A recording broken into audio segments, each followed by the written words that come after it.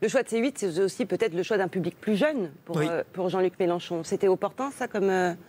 Alors, je ne suis pas convaincu que ce... Alors, sur le choix des jeunes, on aurait du mal à dire non, puisqu'il arrive à susciter, je reviendrai aux chiffres, aux données de sondage sur Jean-Luc Mélenchon, parce que c'est quand même important de rappeler où il se situe. Oui. Mais il surperforme par rapport à sa performance moyenne auprès des jeunes, structurellement et depuis longtemps.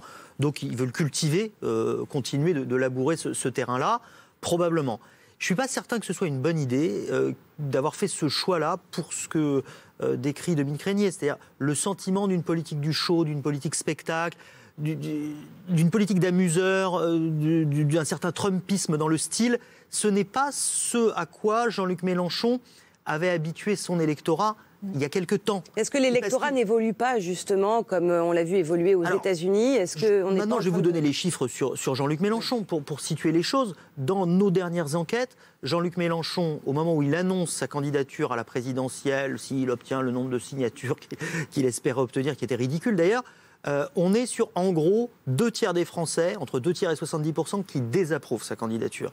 2 tiers des gens, c'est aussi, quand on pose des questions simples de bonne opinion, mauvaise opinion, la part de Français qui le rejettent, qui ont une mauvaise opinion de lui.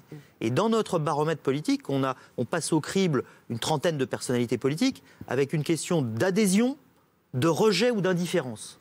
Jean-Luc Mélenchon, c'est devenu le champion du rejet. Il a dépassé la famille Le Pen dans le rejet. On a un Français sur 2, quand on dit le mot Jean-Luc Mélenchon, qui ressent du rejet. C'est un peu plus que Marine Le Pen, qui pendant très longtemps était numéro 1, même si elle a aussi ses supporters, elle a les personnes qui rejettent.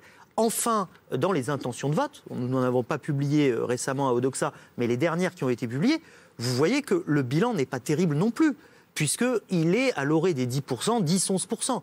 Donc, Dominique Régnier a raison de dire que ça marche médiatiquement, c'est-à-dire faire le show, faire des événements, des happenings, ça lui permet d'exister, mais électoralement, il est en train de se dissoudre. Dernier élément, les 2 tiers des Français estiment qu'il est devenu un boulet, un handicap pour son parti. Le terme employé pour nous dans le sondage, c'est handicap ou atout. Eh bien, c'est un handicap aux yeux d'une majorité de Français, et à part les sympathisants insoumis qui sont acquis à sa cause, c'est aussi un handicap aux yeux d'une large majorité de sympathisants de gauche. Donc tout ça ne fait pas un bilan très brillant quant à sa stratégie de positionnement politique.